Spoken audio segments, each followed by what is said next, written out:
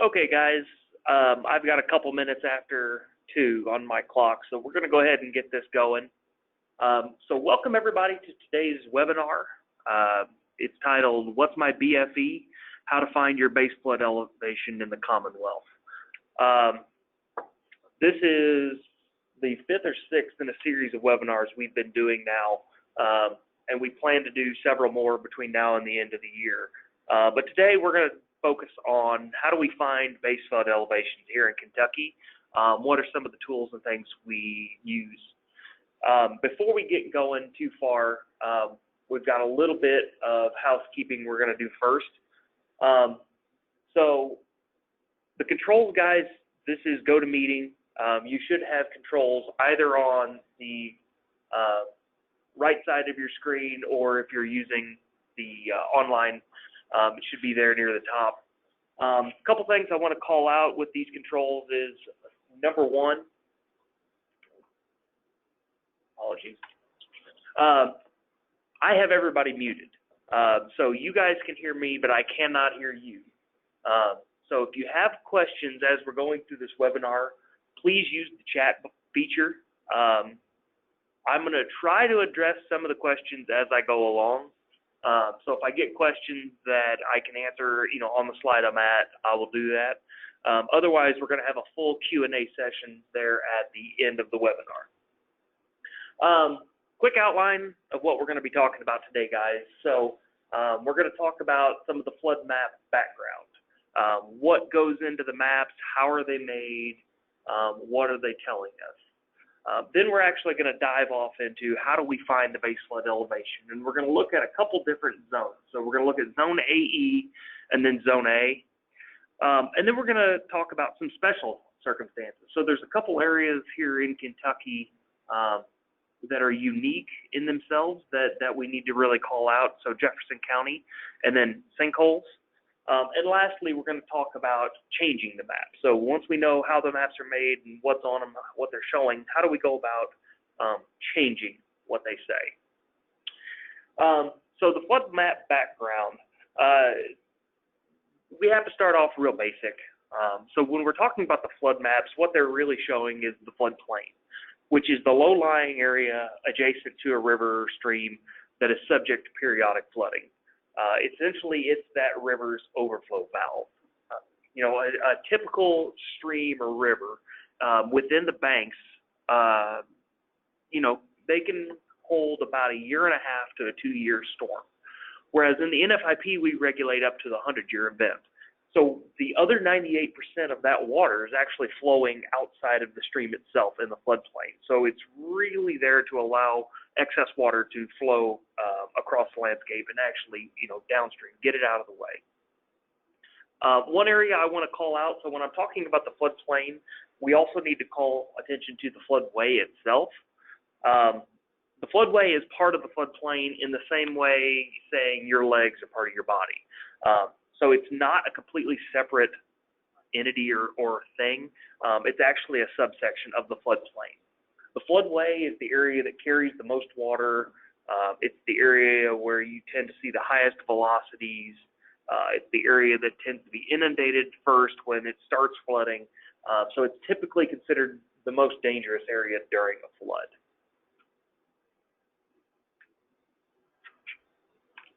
So what actually goes into the maps themselves? How are they made? So we know what a floodplain is. What are we actually seeing? How do we get to the point where we have a floodplain? Well, the first thing is you've got to understand that FEMA is the one who creates all the flood insurance rate maps for Kentucky. Division of Water, we are a cooperating technical partner with FEMA, meaning they give us funding, and we can create the maps to their requirements and their specifications. But the FEMA is the one who is ultimately responsible. They're required by statute to be the one who creates and approves all the flood insurance rate maps. When they're making those maps, there are several factors and different levels of data that actually go into the models that we use to make the maps. But there are 3 in particular I want to call out that kind of have an oversized influence on the way the maps look the way they look. The first one is hydrology, which is the study of the distribution and movement of water and its relationship with the environment. So when we're talking about hydrology, what we're really saying is how much rain is falling and where is it falling. Is it a long, slow, steady drizzle happening over several hours or days, or is it a very confined, very intense downpour over a very small area? So hydrology is really, where is it raining, how much is it raining, how is it falling, things like that. The second major factor that really goes into the models is going to be the hydraulics, which is the conveyance or movement of water through the watershed. So it's basically, how does the water flow within a river system? Is it, a wide river? Is it narrow? What really is going on with how it flows? And then the third major factor really is the topography, which is the elevation of the ground, including its relief and position and natural features. So basically, topography, when you hear that term, what we're talking about is the ground conditions. What does it actually look like? Is it Western Kentucky, where you tend to have very wide, flat, open spaces? Is it Central Kentucky, where you have a lot of rolling hills? Or is it Eastern Kentucky, where you have very tall mountains and very narrow valleys? All of those play a factor on how the water flows. And then there are other factors that are built into the models. Some of those include the infrastructure. So roads, bridges, culverts, where are they located, what sizes are they, things like that. Where are the locations of dams? So whether it be for recreation, for water supply, for flood control, all of those affect how water will flow, within our watersheds. And then land use and development is another one that they look at. So, is there a heavily urbanized area? Is it a field? Is it a wetland? Water flows differently across those. Wetlands act like a big sponge, whereas a parking lot doesn't allow water to infiltrate into the soil, so it has to run off, and it actually causes a quick jump in your flood elevations when it happens. So all of these really go into how the maps are actually made. The map update process is a long life cycle. Typically, it takes anywhere from 36 months to, we had some that we're still working on for City of Louisville that were started in 2009. So those are going on a decade. Depending on the projects, depending on the scope, the amount of information that goes into it, the map update process can take a long time because there's a lot that goes into it. From the kickoff meetings at the beginning where we come out and meet with you guys at the community level saying, where are your problem areas? Where do you need studies done? What data do you have? Things like that. We go and create preliminary maps based on the information you give us and the data we're able to collect. We come out and do open houses and meet with the local elected officials to talk about the maps. Since there's also a 90-day review and comment period that's built into it. These are going to be regulatory documents, so people need to have a say in how they're regulated. So there's a chance for them to comment and issue appeals as needed. And then the letter of final determination is kind of the point where FEMA and Division of Water, we say pencils down. We're not going to make any more changes to these maps. Typically, that takes anywhere from 2 to 3 years. Average time, they say, is usually about 30 months, about 2.5 years, though. Once that letter of final determination is issued, there's a 6-month compliance period that opens up. And there's two main groups that this compliance period affects. The first is the community itself. Again, these are regulatory documents that we're talking about, so they have to be incorporated into your all's local floodplain ordinance. Basically, you can't regulate by them if they're not incorporated into it. So that 6 months gives you a chance to review your ordinance, make sure it's actually referencing these new maps, and allowing us to incorporate them. And then the other group where this is really important would be people that are newly mapped in the floodplain. So if you're already in the floodplain and the maps has changed and you're still in, no big deal. If you're out and the maps change and you're still out, no big deal. But if you're out and the new maps come out and all of a sudden you're shown in, that 6-month period allows you to go and actually purchase insurance before the maps go into effect. And when you do that, you can actually get a better rate temporarily than if you wait until the maps go into effect. And then lastly, that post-effective date, so after the maps go into effect, lenders are going to use them to determine when people need flood insurance. Agents are going to use it to rate flood insurance policies. And then Division of Water and then local officials are going to use them to regulate development. To give you guys an idea of where we've actually done work so far, the areas, the watersheds shown in green here on the map are actually areas where Risk Map, which is the current update process, has been deployed. So you'll notice a lot of these areas tend to be ones with a little bit larger populations. That was kind of done on purpose because those are the areas where you tend to see the most development. Going forward, though, this is kind of the sequence that we're requesting funding for. So everywhere in yellow, we requested funding for 2019. Areas shown in red are budgeted for 2020, and then areas in blue are for 2021. All of those are dependent on funding and grant approvals and things like that, but you can kind of see the areas in white are the areas where we've already done work, whereas the next couple years we're planning on starting in all the areas to kind of fill in that map. So our current hope is within the next 3 to 5 years, we're going to either have maps all the way across Kentucky showing the updated flood risk, or to at least be working through that process. The goal of the Risk Map team is every 5 to 10 years to come back and remap areas with emphasis on areas where you're seeing large changes or where you're seeing abundance of better data or things like that. But we're trying to make sure that everybody has the best maps available for them going forward. So why do we care about flood maps? Well, they do several things. Flood maps identify the areas where we have high, moderate, and low risk of flooding. But keep in mind, low risk is not the same thing as saying you have no risk. Anywhere it rains, it can flood. Really what the maps are doing, though, is they're communicating risk to people who live in these communities. So if you're in the blue areas on the floodplain maps, you're in a high-risk zone.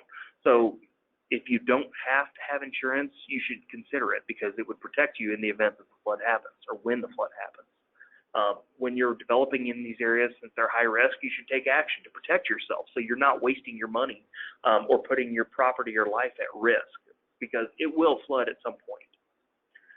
Other things that the maps do is they're used for floodplain management decisions. So we at the Division of Water, when we issue floodplain permits, are actually using the official flood maps. And then same way, local communities that participate in the NFIP, they're using flood maps as well to regulate development, require permits, things like that.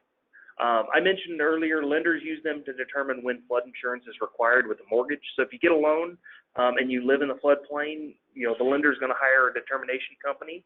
And if they say, yep, you're in the floodplain, you have to carry insurance, otherwise they can't legally offer you a loan.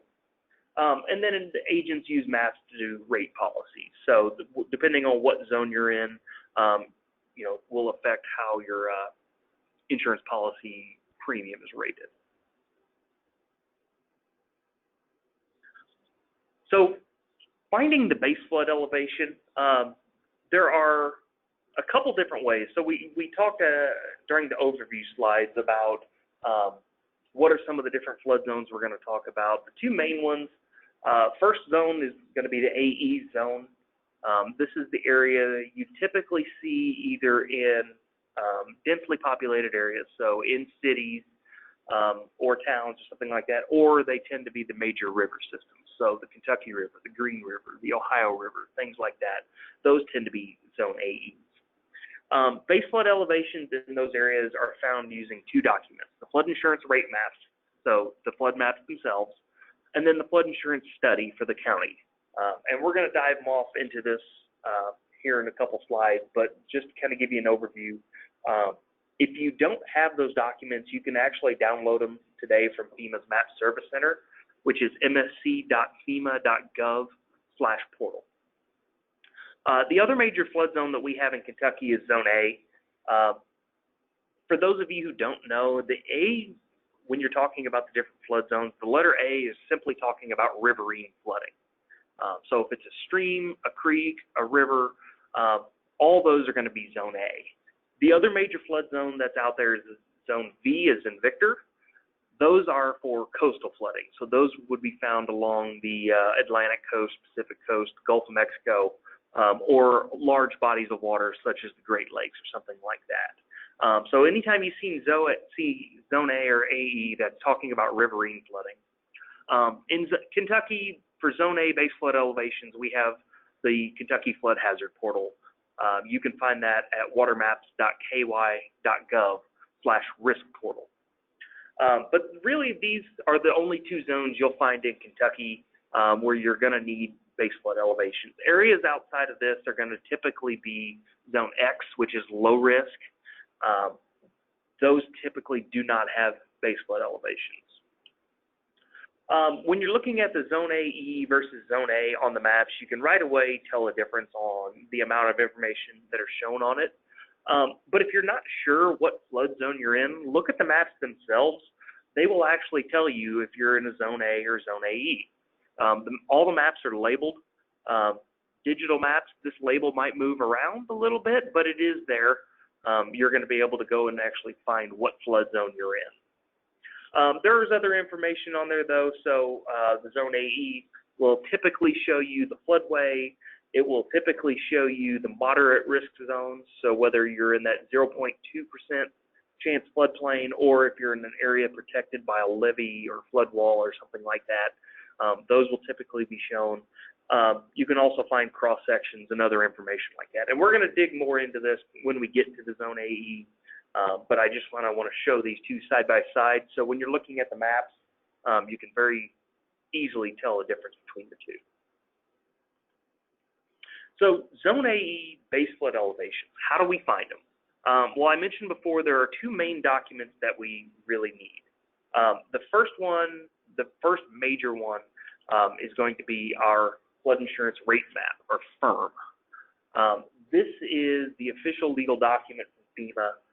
This actually tells you your risk information. So when you're looking at Zone AE on these flood insurance rate maps, there's a lot of information it tells you.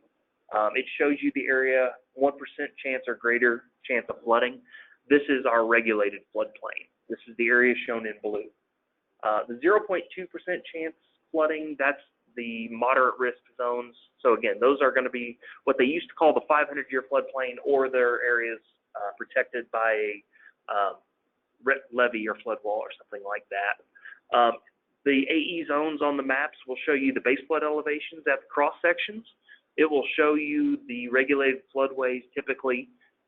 If you're looking at the digital maps, they will show you the locations where there's been letters of map change. And then typically it will show you community landmarks like a corporate boundary or something like that to kind of show whether you're in a city or in a county.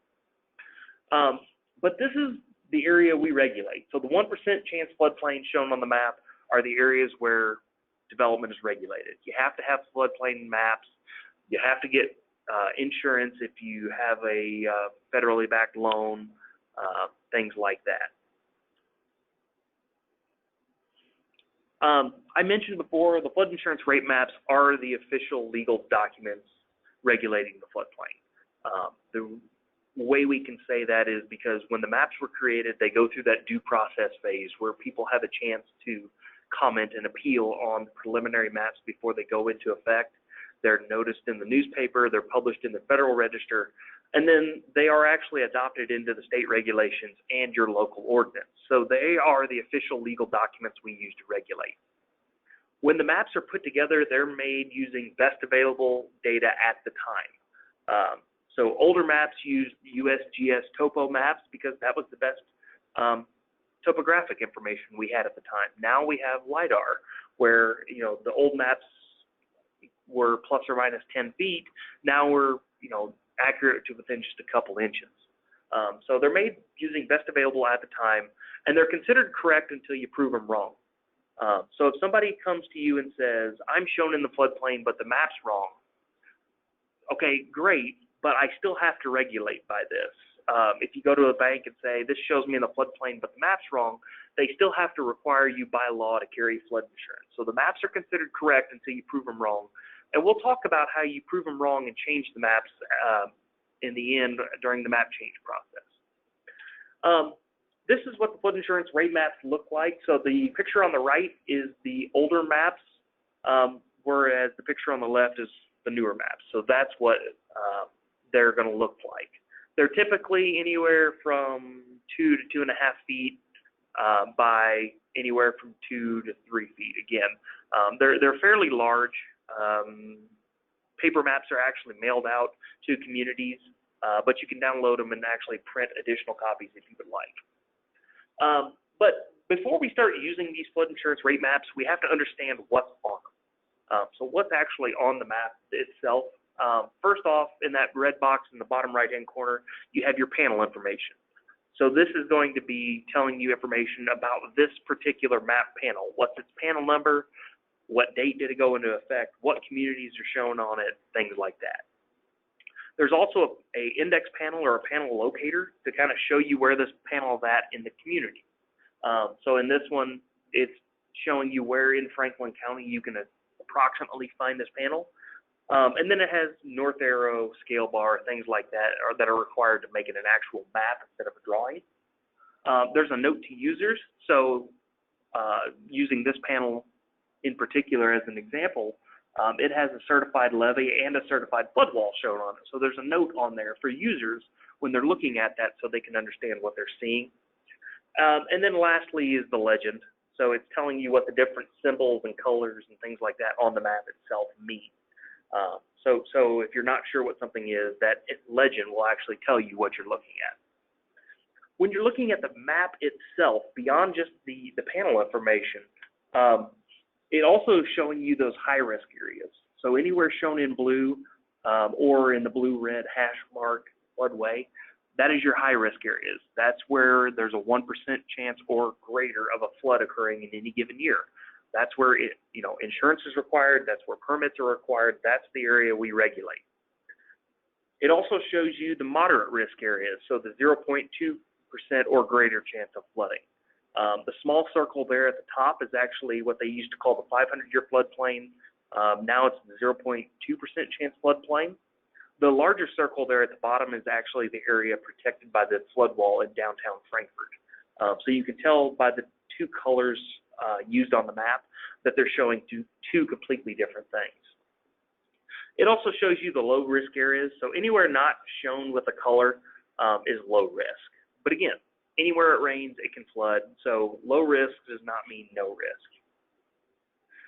It's also going to show you the base flood elevations and the cross sections on the map.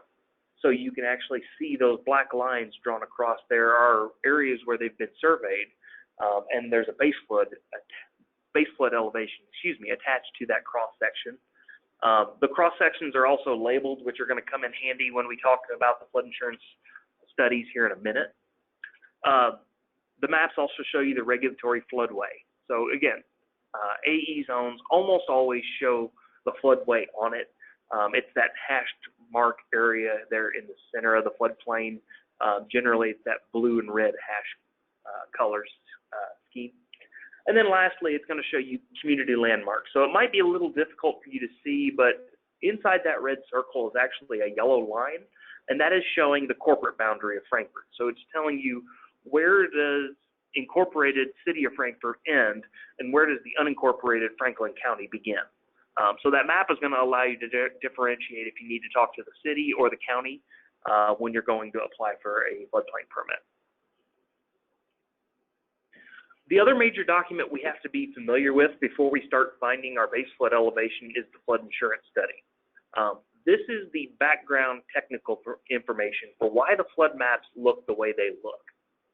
So if you open up your county flood insurance study and take a look, it actually has a lot of information in it.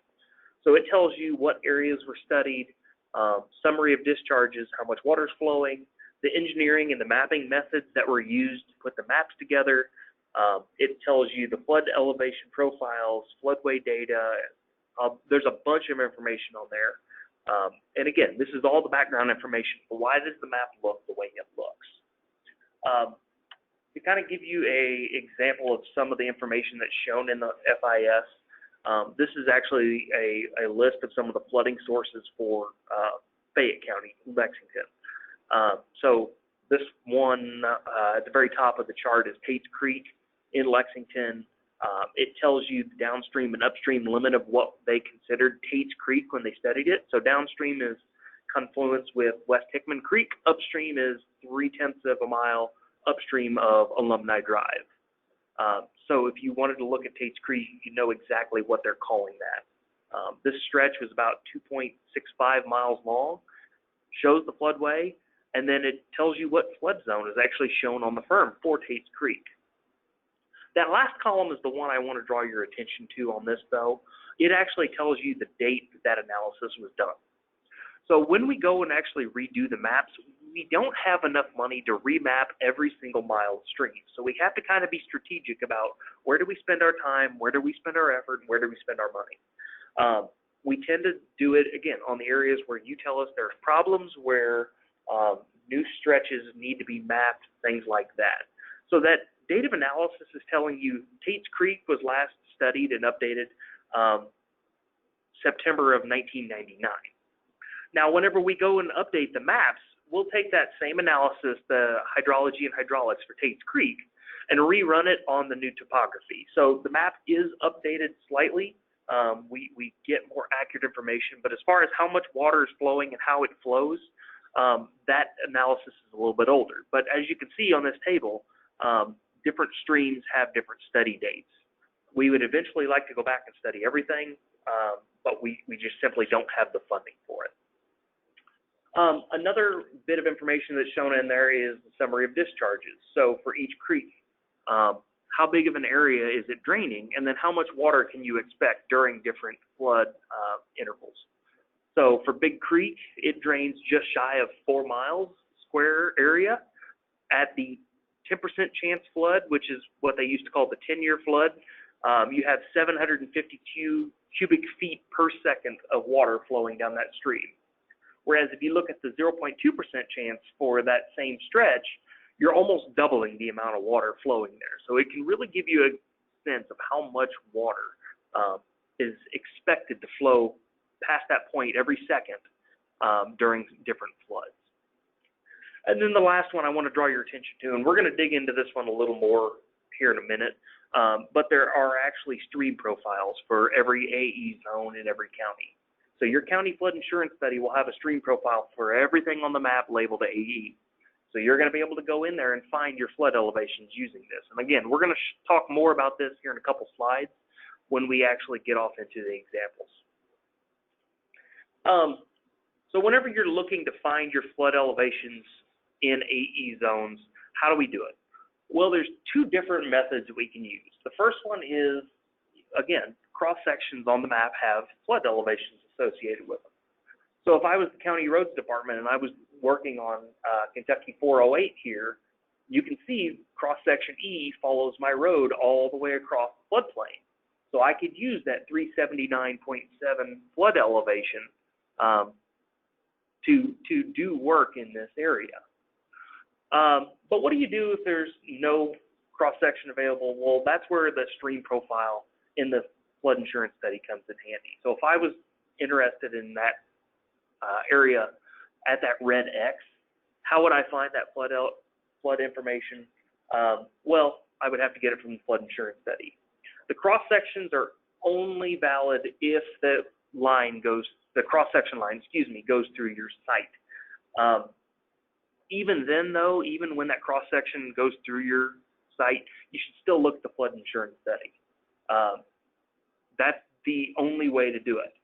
Why is that? Well, if you look back at the map, that area with the red X, if you look at the two nearest cross-sections to it, they are 4 feet in difference.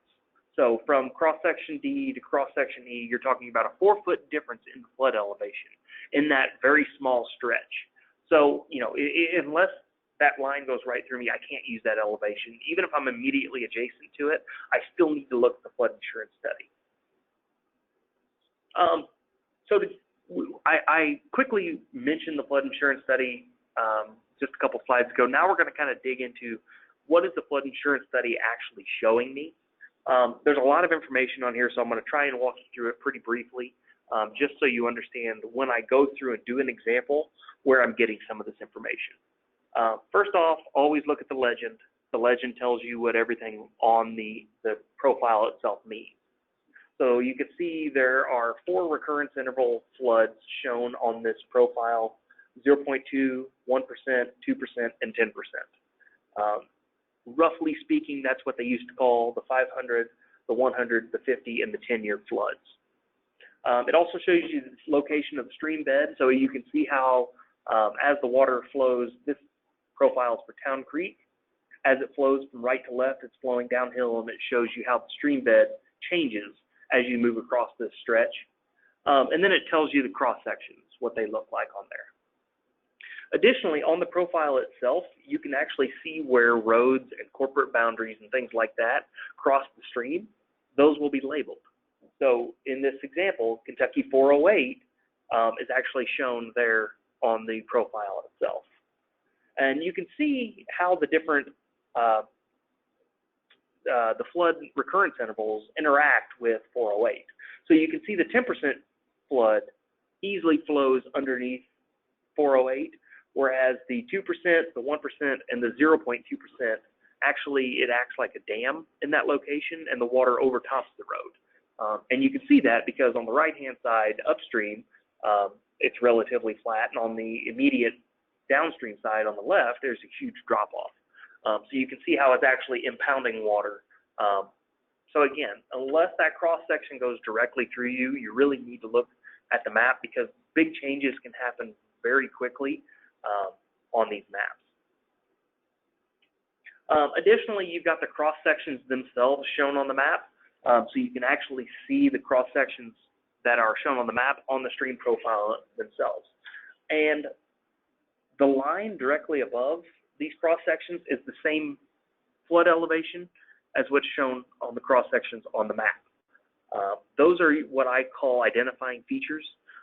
So areas on the map that tell me where I'm close to, I can actually find those exact same things on my stream profile. And then the last thing I want to draw your attention to, guys, is the scale. So on the x-axis on the bottom, this is distance upstream of the confluence with East Fork of the Clarks River. So it actually tells you my location, how far I am. This scale will change depending on the size of your river. So on this example, each one of these squares is 100 feet. Whereas if you look at a river like the Ohio River, each one of those squares would be something like a half a mile. So depending on the size of your stream, your creek, your river, that scale will change. So definitely keep an eye on it as you're looking at them. And then on the y-axis there on the left, that is actually our elevation above sea level.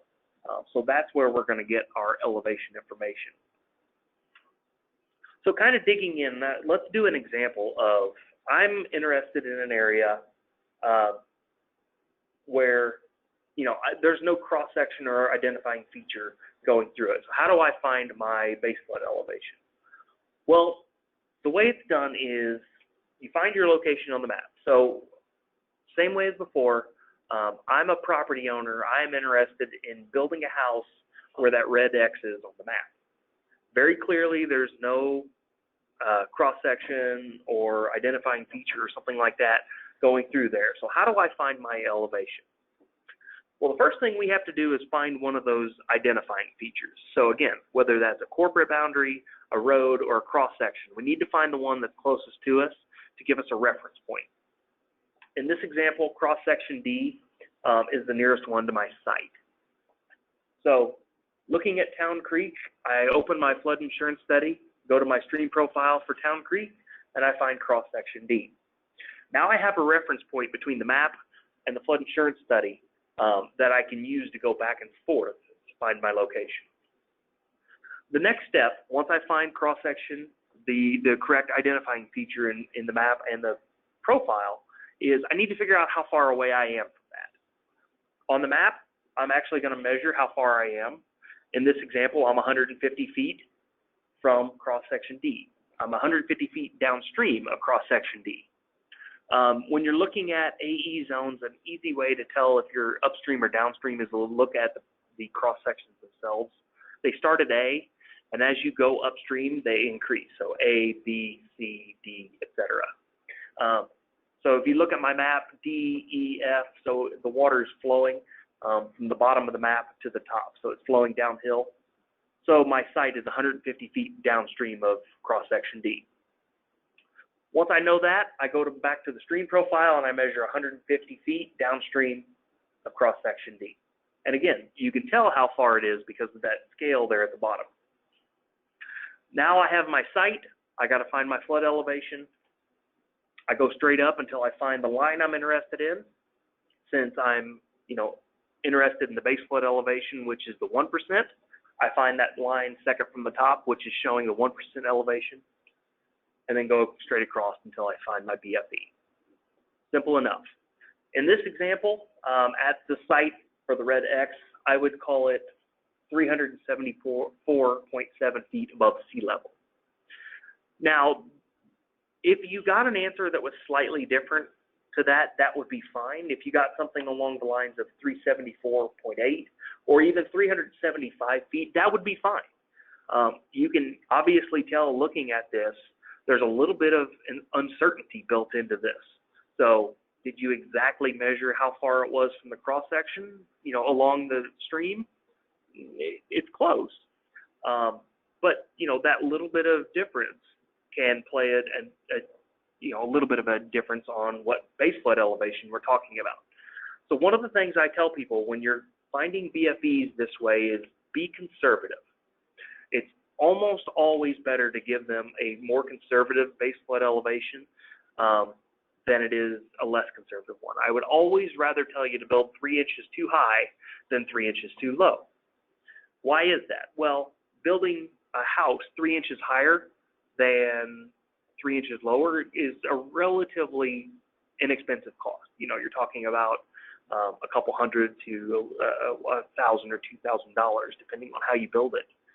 Versus, 3 inches too low, you're doubling the cost of your flood insurance every year for 30 years that you are paying on that mortgage.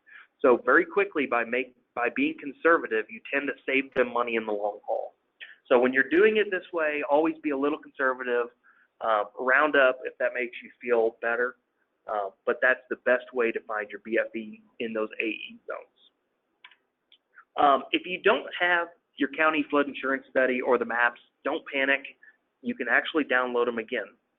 FEMA's Map Service Center is their online digital repository or library of all their flood risk information. So you can go there, search for your community, and then you can actually just click the show all products or search all products for this, for your community, and download everything if you want, or you can download individual ones. It doesn't matter, but they're available for download today. So with AE zones, what are some of the key takeaways? Well, first one, when you're getting a BFE in an AE zone, you always have to get it using the flood insurance study.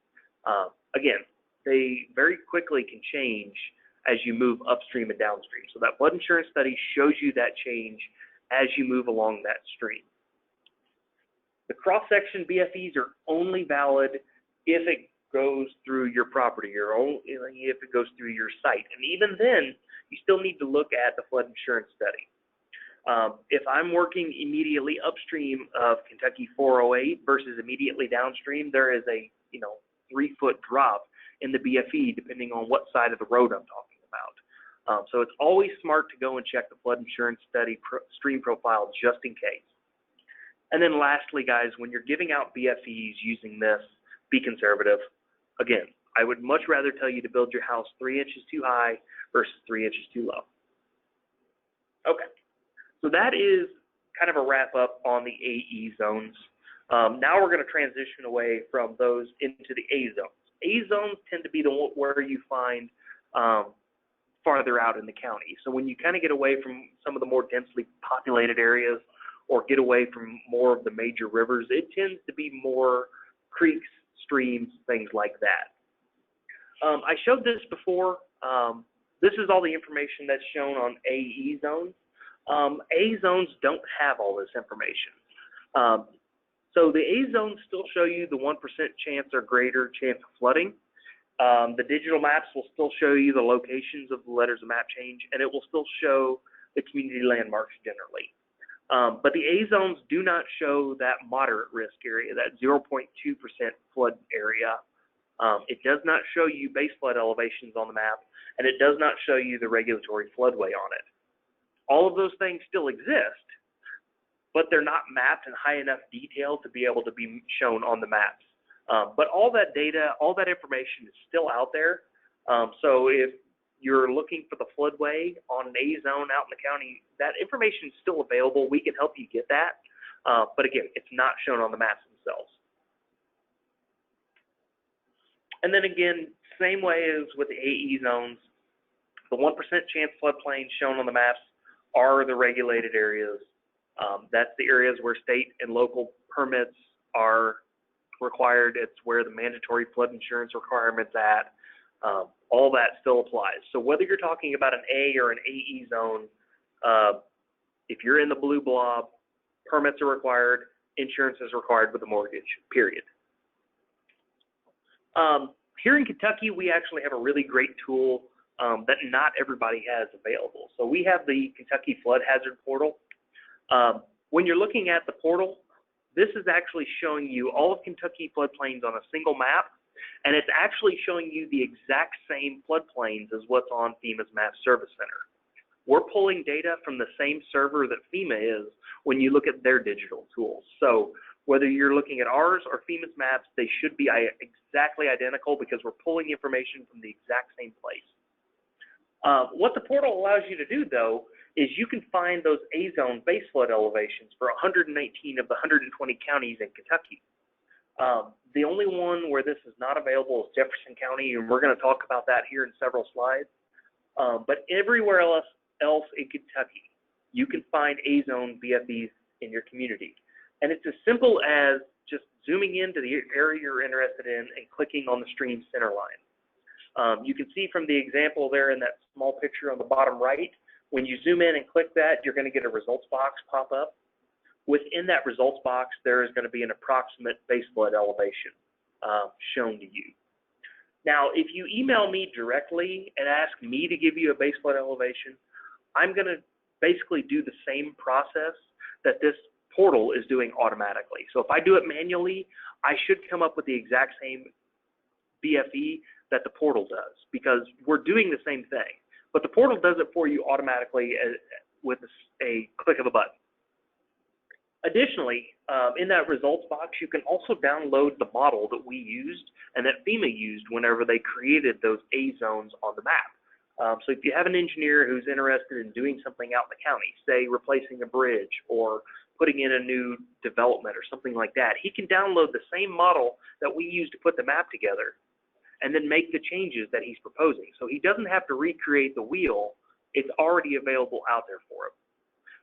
Additionally, you can download the hydrologic and hydraulic reports. There's a link there for the county flood insurance study, so if you want to go look at that. And then if you have ArcMap, you can actually download shape files for that stream or that county from that results box as well. All of that's available from watermaps.ky.gov/risk-portal. I'm going to try and give you guys a live demonstration. Unfortunately, FEMA picked a bad week for their servers to be very slow, so we're going to go in, we're going to try and do a live demonstration, but I'm not going to make any promises, guys. But we're going to see what we can come up with. So bear with me while I open my browser.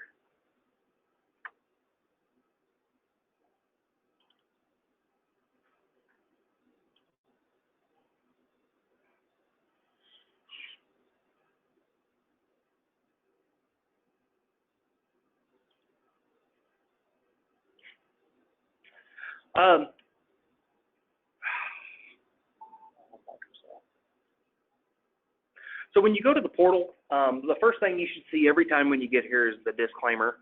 It's giving you some basic information about how the portal works, how it works best. So for example, I am actually in a browser that's not going to work, so bear with me.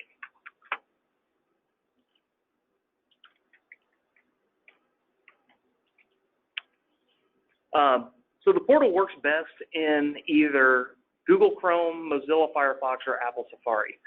For whatever reason, it doesn't play well with Internet Explorer or Microsoft Edge yet. We're not really sure why, but that is the way it is. So when you go to the portal website, it's going to have you click accept on this disclaimer every time you go.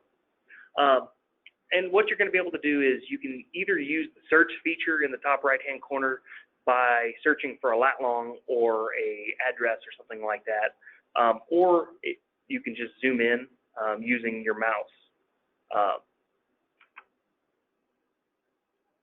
And as you kind of pan around, tool around, it's going to act very similar to Google Maps or something like that. Again, guys, I apologize for whatever reason. The servers are having issues this week, and the information is not being shown very well, unfortunately.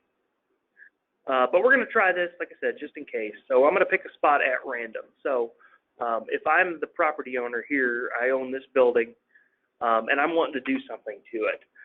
The floodplain maps will show up here in a second, so you can actually see where the floodplain is. But again, if I'm a property owner and I want to do something with my barn here, the way I would go about finding my base flood elevation is just simply click the stream center line, and the results box should pop up giving me the BFE for where I clicked. So where I clicked, it's 580.7 feet above sea level. As I move up and down this stream, that results box, the BFE it gives me is going to change. So as I move upstream, now it's 582.8. And if I go farther upstream, 584.3. So as you move up and downstream, wherever you click, it's going to give you that BFE. Additionally, like I said, that download model here, you can actually click that. There's another disclaimer. But once you hit accept, you're actually going to be able to download the model we use, as well as the H&H reports, the hydraulic and hydrologic reports, and then the flood insurance study for that county. So all that information is there with a click of a button, whereas, like I said, a lot of other communities don't have this information. You know, some states have portals similar to this, and other ones don't. You have to do a manual request every time you're looking for a BFE. But going back, let's go back to my PowerPoint. So that's the portal, guys. Again, I wish it would have shown you the floodplain maps themselves, but the FEMA server has been actually having issues this week, which is really unfortunate timing for the webinar. But that's fine. We'll move on.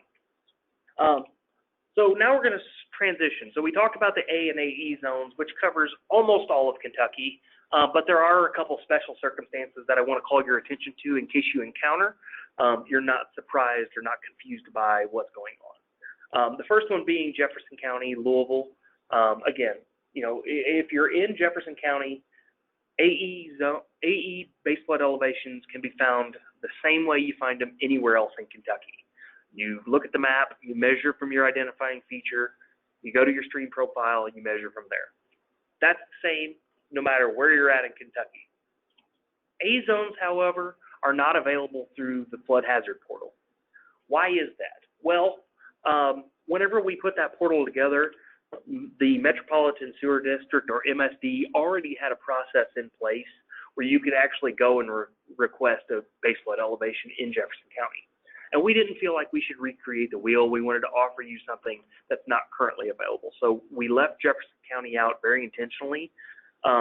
So if you need a BFE in Jefferson County, you can actually go to MSD's floodplain management page, scroll to the bottom and actually click the maps, and you can request a determination that way. Or if you just visit apps.logic.org/MSD flood determination, that website will take you directly to where you can put in your request. So Jefferson County A zones are a little different than the rest of Kentucky because MSD was already doing it. The other area I want to call your attention to for special considerations is going to be sinkholes. So I think most everybody on here is familiar with what a sinkhole is, but just in case you're not, it's a hollowed place or depression in which drainage collects in a hollow in a limestone region. Generally, sinkholes are areas where you have underground subsurface flow or a subterranean river or something like that.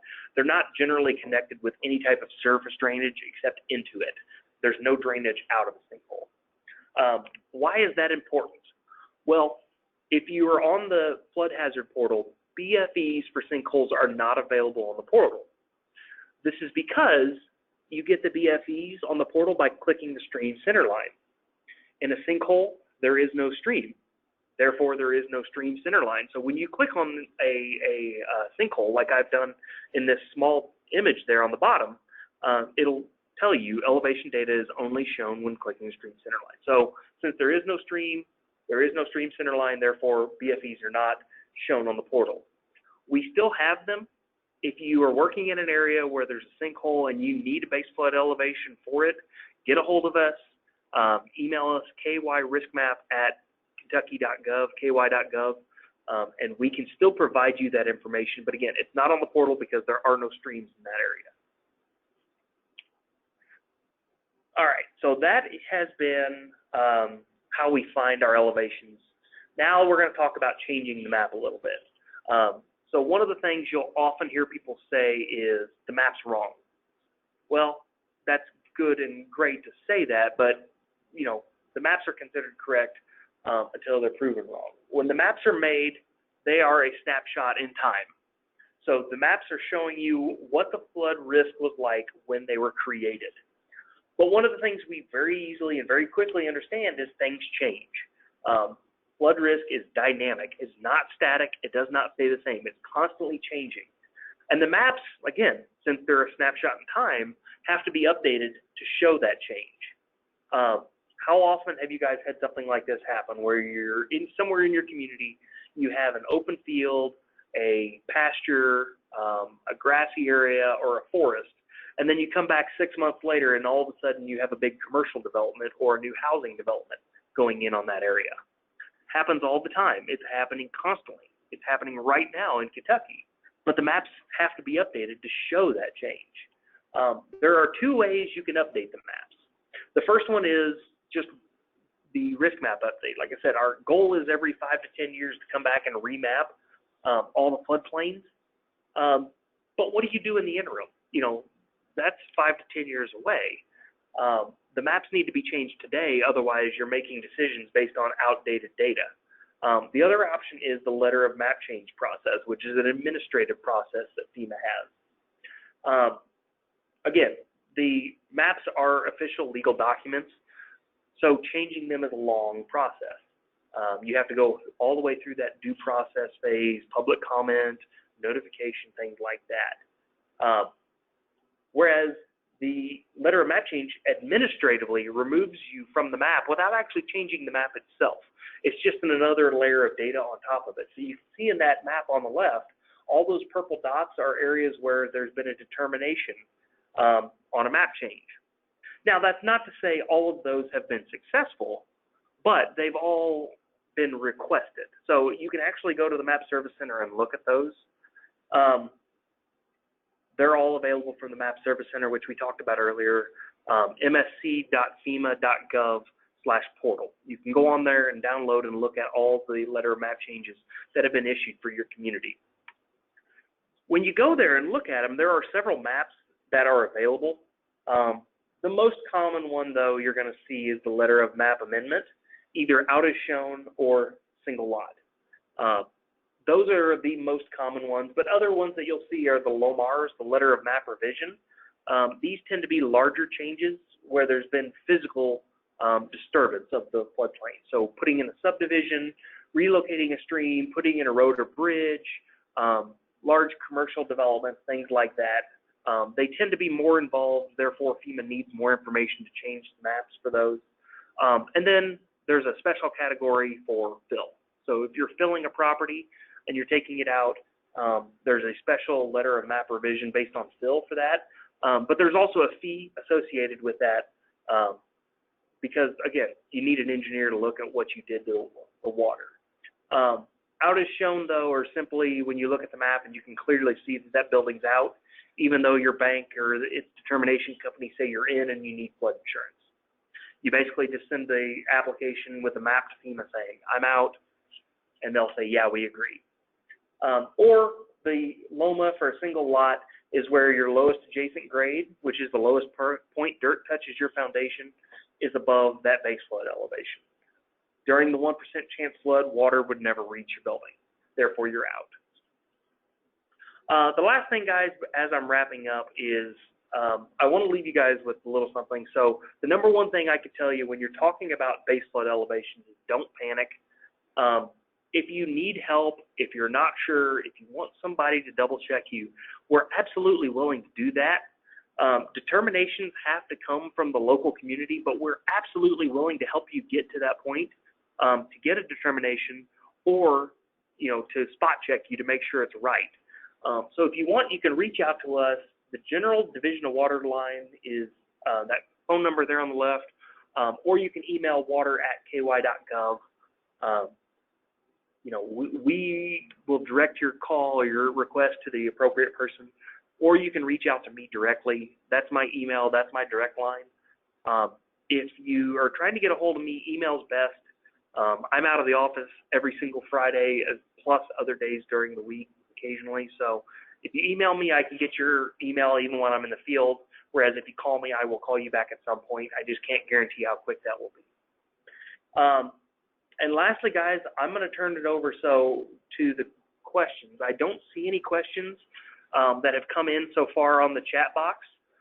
So I'm going to stick around for the next couple minutes. If you have questions about finding a base flood elevation for either an AE zone, Jefferson County, or sinkholes, please send it to me using that chat feature. Otherwise, guys, that is all I have today. So if anybody has any questions, please feel to reach out to me or send it to me in the chat, and I'm happy to answer them.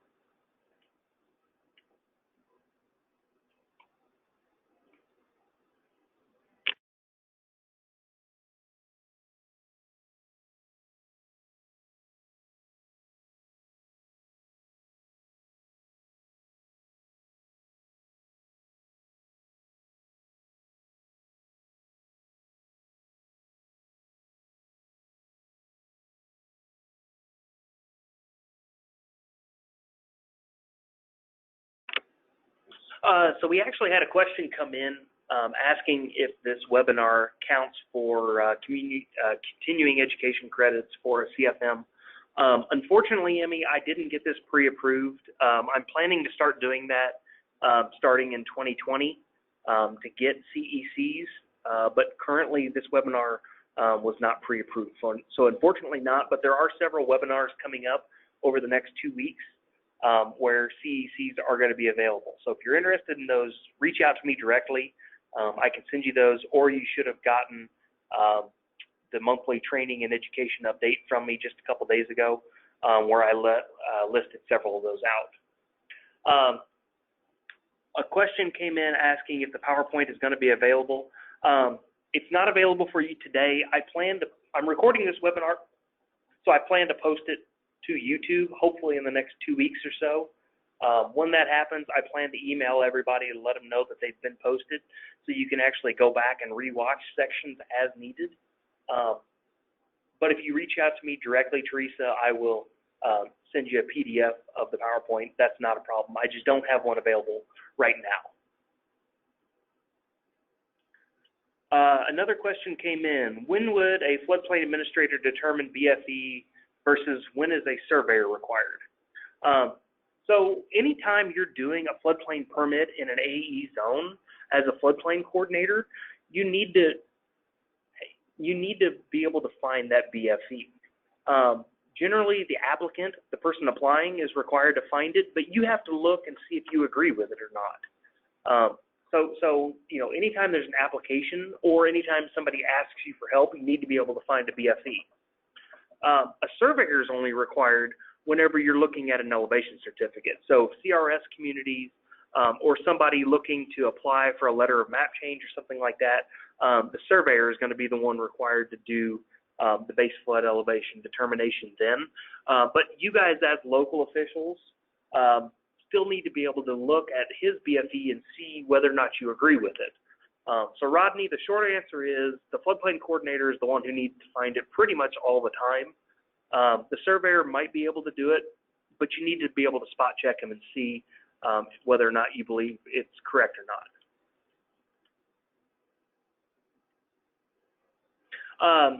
Another question came in asking about base flood elevations for sinkholes. Unfortunately, we do those individually. We don't have them available as a layer. So Vicki, you can reach out to me individually anytime you need a BFE for a sinkhole. The sinkholes are shown on the flood hazard portal. They're shown on FEMA's Map Service Center, or if you, for those of you who have ArcMap, if you're using the National Flood Hazard Layer, the sinkholes are shown on the maps, but to get a BFE for a sinkhole, you have to reach out to me directly.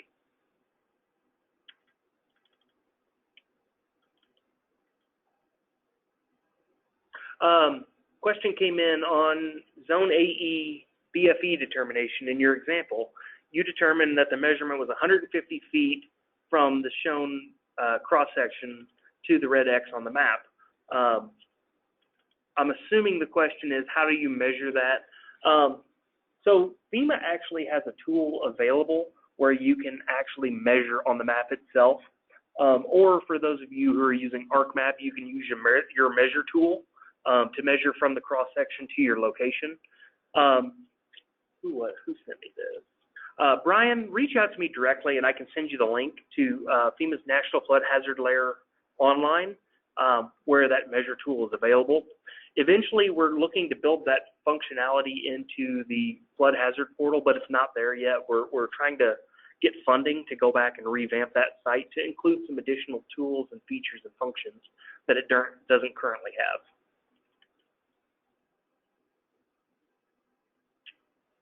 So that looks like all the questions I've received so far, guys. I'll stick around for another minute and answer any additional ones that come in. But if nobody has any additional question, guys, that's all I have for you. So thank you for coming and spending about an hour of your time with me today. And if you have questions, again, send them in the chat or email me directly and I'm happy to answer them.